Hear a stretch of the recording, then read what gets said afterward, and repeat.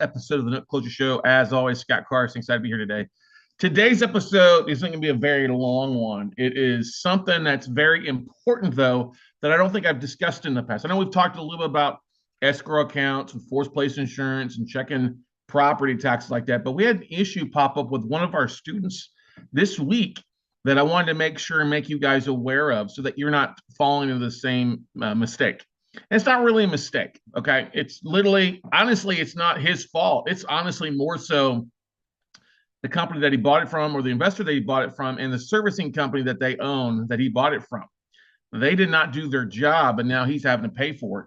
And it's something that could very easily be pawned off as, oh, you didn't do your due diligence on the front end. And I want to go through this because he found out an issue with the escrow account on a note that he was buying. Let me set the stage. It's a semi-non-performing note, borrows a few months behind, trying to get caught back up, actually got a chunk of cash from the state to help in the mortgage bailout. Not like a hard to hit fund, but kind of a mortgage bailout a little bit. And some states like Michigan, Ohio have this. So the borrower was able to get qualified for a chunk of cash. I don't know the exact amount, but I know it was, I think, more than 10 grand, okay?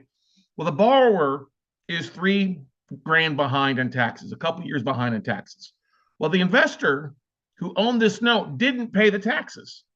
Now, as outlined in the mortgage agreement, the borrower is supposed to be making the tax payments, taxes and insurance. This is a mortgage, not a contract for deed. So the property is in the borrower's name, okay? Well, the servicing company did not collect taxes and did not collect on the forced place insurance, okay? But they allowed the borrower to start making payments to get caught back up. And this is a very big issue because, and it's not a big deal if the escrow is not included. If it's just the borrower supposed to make, principal and interest payments and then cover the insurance and taxes outside of escrow, this wasn't an issue. But based on the mortgage agreement, escrow is supposed to be captured by the servicing company, okay?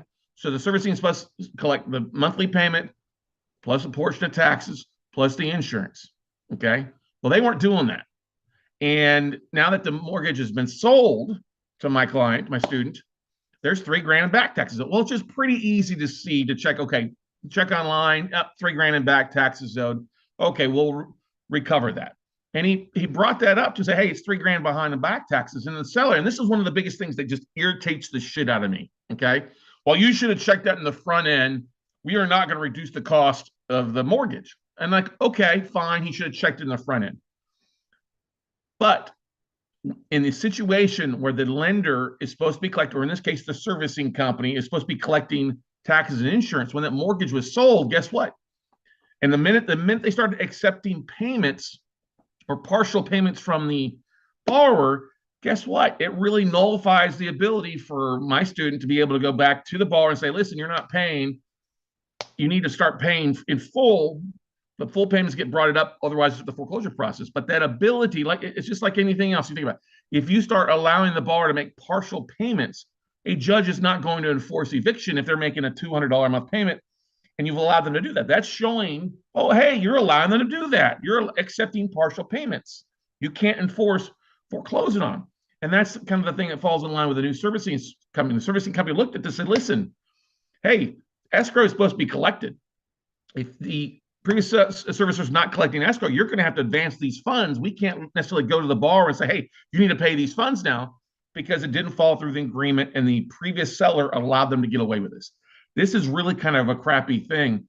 And my student, he reached back out to the seller. I said, listen, hey, there's this issue. Oh, no, we already discussed that in the front end. You're going to have to pay that, which is very aggravating, which I would totally agree with it if they weren't supposed to be escrowing. And the problem with this is they own the servicing company, which tells me they're probably not doing this for multiple clients in the servicing company. And I won't mention names, but you probably can figure it out. That is a crappy way to do business. Now, I get it if they're not escrowing, but the minute it's escrowing and you're supposed to be collecting it, you need to do as you say, or give a seller credit, even because there's no way to check if the escrow is being, if the taxes and insurance are being escrowed on the front end when you make your initial offer. You're not getting a copy of the mortgage. So this is the one kind of thing that I say is you need to double check. Obviously, you're not going to be reading the mortgage docs. If you're getting a spreadsheet in, a tape in to look at. Oftentimes there'll be the principal and interest payment and then taxes and insurance, the T&I in there. And you can see if it's added to the payment or not added to the payment a lot of times. But sometimes we don't see that. You've got to ask to get the payment history and take a look at it. Now, we all know servicing companies have a interested payment history, a payment ledger. You got to go back and kind of figure out, kind of like it's Greek a little bit, but double check that. This is one of the most important things you do. So, and a recap here, when you're buying a non-performing note and there are back taxes owed, one of the big questions you need to ask is, taxes supposed to be escrowed?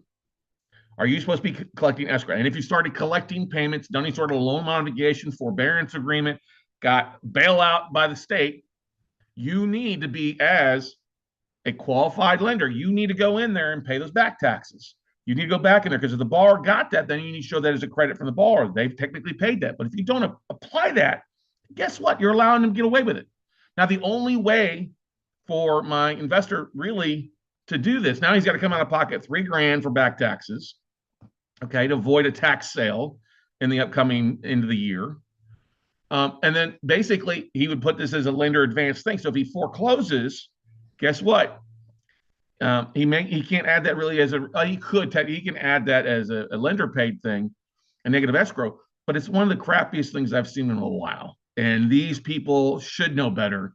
And this is one of the biggest things that aggravates me is people think something and they're, oh, you didn't check it on the front end. I'm like, yeah, he did check it. He knew there was $3,000 back taxes, that he brought it up, but didn't know it wasn't in escrow, because there's no way to check it in the front end. And if you're running a servicing company that way, if you're treating your clients that way, that's a shitty way to do business. So especially since you got a bailout, you should have applied it toward the taxes, should have got the bar back on track. Now, of course, if the bar reinstates, they reinstate just on what they're back due, not in taxes and insurance, because they technically cannot ask them to pay that, since the previous seller allowed the borrower to get away with it, or previous seller and servicing company allowed to get away with it. So always check that. Talk with the servicing company. Ask, hey, is escrow being collected? And if there's a negative escrow count, was this advanced? Making sure that your escrow balances are accurate versus not. So check your escrows, people. Ask some questions. Find out who's paying the taxes.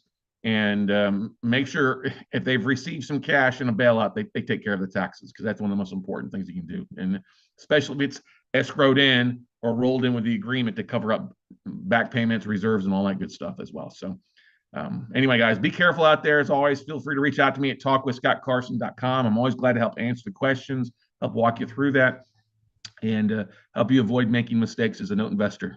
Let's go out there, take some action, everybody, and we'll see you at the top.